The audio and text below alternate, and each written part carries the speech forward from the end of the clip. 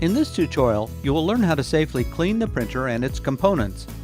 From the printer control panel, click on Clean Now from the Cleaning section of the Help and Support tab. When prompted, remove the cards and the ribbon cartridge. Be sure to close the input hopper door and the top cover.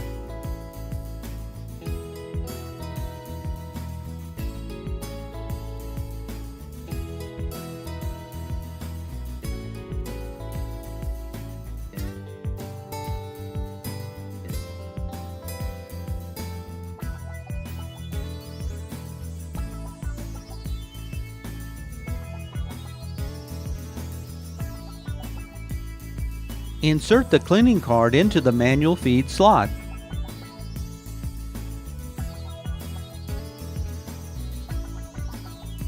When cleaning has finished, remove the cleaning card.